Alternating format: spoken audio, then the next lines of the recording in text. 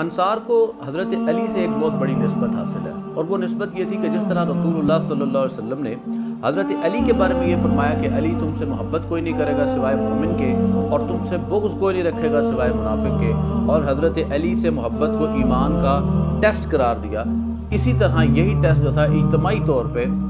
رسول اللہ صلی اللہ علیہ وسلم نے انصار کے حوالے سے بھی یہی بات فرمائی کہ انصار تم سے مومن ہی محبت کرے گا، اور تم سے بغض جو ہے وہ منافق ہی رکھے گا۔ اب یہ تو تھی ایک نسبت۔ ہم عام طور پہ مہاجر صحابہ کی فضائل تو اکثر آپ لوگوں نے سنے ہوں گے، اور وہ بیان بھی ہوتے ہیں، حضرت ابوبکر صدیق کا، سیدنا عمر کا، حضرت عثمان غنی کا، سیدنا مولا علی کا، امام حسن اور حسین کا۔ لیکن عام طور پہ چونکہ یہ انصار کو ہم ذرا بیک سائڈ پہ کر دیتے ہیں، ان کے فضائل جو ہے بہت کم سننے کو ملتے ہیں۔ تو یہ انصار جو ہے ان کی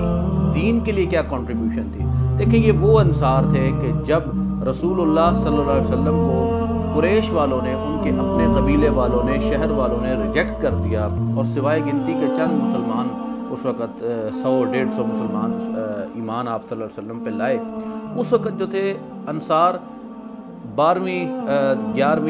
اور 13ویں سال میں آپ صلی اللہ علیہ وسلم کے پاس پہنچے، اور آپ صلی اللہ علیہ وسلم کو فرمایا کہ یا رسول اللہ آپ ایسا کیجئے، ہمارے ساتھ مدینہ چلیے، ہم آپ کی ہر طرح سے حفاظت کریں گے۔ تو وہ عہد و پیمان کر کے نبی صلی اللہ علیہ وسلم کو وہ مدینہ لے کے آئے، اور پھر پورے قریش کی بھی اور پورے عرب کی بھی ایک مخالفت بولی۔ اس موقع پہ ایک انصاری صحابی نے کہا یا رسول اللہ ایسا تو نہیں ہوگا کہ ہم آپ کو لے کے تو جا رہے ہیں، لیکن جب آپ کو اللہ تعالیٰ کو فتح دے دے آپ دوبارہ اپنے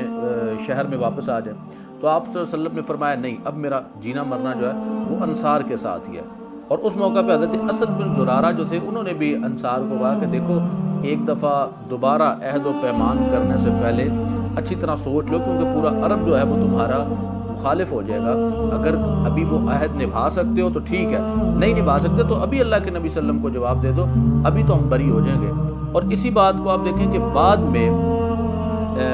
جنگ احد کے موقع پہ حضرت انس بن نضر وہ کہتے ہیں کہ رسول اللہ صلی اللہ علیہ وسلم نے جب زخمی ہو گئے، لوگ بھاگ گئے اور کچھ لوگ شہید ہو گئے بہت سارے، تو رسول اللہ صلی اللہ علیہ وسلم نے مجھے فرمایا کہ جاؤ جا کے دیکھو سعد بن ربیع کہیں پہ زندہ ہے تو اس کو میرا سلام کہنا۔ تو وہ جب انس بن نضر گئے تو انہوں نے دیکھا کہ سعد جو تھے وہ اپنی آخری سانسیں جو تھے وہ لے رہے تھے، اور انہیں جا کے کہا کہ سعد رسول اللہ صلی اللہ علیہ وسلم تمہیں سلام کہتے ہیں اور یہ پوچھ رہے ہیں کہ کیسا محسوس کر رہے ہو؟ تو سعد نے کہا کہ اللہ کے نبی صلی اللہ علیہ وسلم کو بھی میرا سلام کہنا، اور ان سے کہنا یا رسول اللہ ابھی اس جگہ سے میں جنت کو دیکھ رہا ہوں۔ تو اس کے بعد سعد نے جو بات کی انس کو کہ انس دیکھو میری طرف سے میرے قبیلے والوں کو یہ پیغام دے دینا کہ جب تک تمہارے میں سے ایک آنکھ بھی زندہ ہے اس وقت تک نبی صلی اللہ علیہ وسلم کو کوئی آنچ پہنچ گئی، کوئی تکلیف ہو گئی اور آپ صلی اللہ علیہ وسلم کو کچھ ہو گیا تو تمہارے پاس کوئی عذر نہیں ہوگا اللہ تعالیٰ کو پیش کرنے کے لیے۔ ہاں باقی دنیا شاید چھوٹ جائے کیونکہ لے کے تم آئے تھے، تم نے کہا تھا کہ یا رسول اللہ ہم آپ کی ہر طرح سے حفاظت کریں گے۔ اور پھر آپ دیکھیں کہ جب نبی صلی اللہ علیہ وسلم نے ہجرت کی مواقعات مدینہ میں اتنا بڑھ چڑھ کے انصار نے مہاجرین کے لیے ایسی مثال قائم کی کہ جو آج تک تاریخ اس کی مثال نہیں دے سکی۔ اور پھر ہر مدینے کے انصاری کی یہ خواہش تھی کہ رسول اللہ صلی اللہ علیہ وسلم ہماری طرف اتریں اور ہم ان کی مہمانی کریں، لیکن آپ صلی اللہ علیہ وسلم نے پھر اللہ کے حکم سے حضرت ابو ایوب انصاری کے ہاں جو اونٹنی تھی وہ رکی اور پھر آپ صلی اللہ علیہ وسلم نے وہاں پہ وہ کیا۔ اس کے بعد مسجد نبوی کی تعمیر کے وقت دونوں انصاری جو صحابی تھے وہ یتیم تھے، انہوں نے کہا یا رسول اللہ ہم اپنی زمین ویسے ہی دیتے ہیں، تو آپ صلی اللہ علیہ وسلم نے فرمایا نہیں میں قیمت دے کے جو ہے وہ زمین لوں گا۔ تو یہ ان کا ایک بہت بڑا ایثار تھا۔ اسی طرح ایک جب یمن فتح ہوا تو آپ صلی اللہ علیہ وسلم نے ان کو یمن کی کچھ زمین دینا چاہیے تھی۔ یہ حضرت انس کہتے ہیں کہ رسول اللہ صلی اللہ علیہ وسلم نے ہمیں بلایا اور کہا کہ بھئی میں تمہیں یمن میں انصار کو جاگیر دینا چاہتا ہوں۔ تو انصار نے یک زبان ہو کے کہا یا رسول اللہ اگر ہمارے مہاجر بھائیوں کو بھی آپ جاگیر دیں پھر تو ہم لیں گے، اور ایک روایت میں ہے کہ آپ ان کو دے دیں ہمیں نہیں چاہیے۔ تو اللہ کے نبی صلی اللہ علیہ وسلم نے کہا ٹھیک ہے اگر تم ابھی سیکریفائس کر رہے ہو ابھی تمہیں نہیں چاہیے تو ٹھیک ہے میرے بعد بھی تم پھر تھوڑا سا صبر کرنا کیونکہ میرے بعد تمہاری ہوگی حق تلفی، تو یہاں تک کہ مجھے پھر آ کے تم حوض کوثر پہ آ کے ملنا تو وہاں پہ انشاءاللہ تمہارے پورا طرح تمہارا پروٹوکول ہوگا، مہمان نوازی اللہ کے یہاں ہوگی، لیکن دنیا میں میرے بعد جانے کے تمہاری حق تلفی ہوگی۔ اور وہ پھر لوگوں نے دیکھا کہ بنو امیہ کی ملوکیت میں انصار کے ساتھ کوئی اچھا سلوک نہیں ہوا۔ واقعہ حرہ جو واقعہ کربلا کے بعد ہوا، اس کے اندر ہزاروں جو انصاری صحابی تھے جنہوں نے یزید کی بیعت توڑ دی تھی واقعہ کربلا کے بعد، تو وہ حضرت عبداللہ بن حنظلہ کی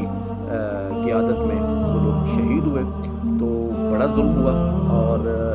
اسی وجہ سے رسول اللہ صلی اللہ علیہ وسلم نے حضرت علی اور انصار کے حوالے سے یہ بیک وقت بتایا کہ بھئی ان کے ساتھ جو تھے مسلمان کہلانے والے لوگ جو تھے ان کے ساتھ بغض رکھیں گے۔ اور وہ واقعی بات صحیح ہوئی کہ حضرت علی کی زندگی میں حضرت بریدہ سے ایک روایت ہے کہ وہ کہتے ہیں کہ میں حضرت علی سے بہت شدید بغض رکھتا تھا، اور ایک شخص یعنی کہ سیدنا خالد بن ولید سے اس لیے محبت کرتا تھا کیونکہ وہ بھی علی سے بغض رکھتے تھے۔ تو میں نے ایک دفعہ یمن میں رسول اللہ صلی اللہ علیہ وسلم نے حضرت علی کو بھیجا جا کے مال غنیمت کی تقسیم وغیرہ کریں، تو انہوں نے ایک کنیز لے لی۔ وہ کنیز جو تھی وہ ہم آگئی حضرت علی سے بغض کے اندر تھے،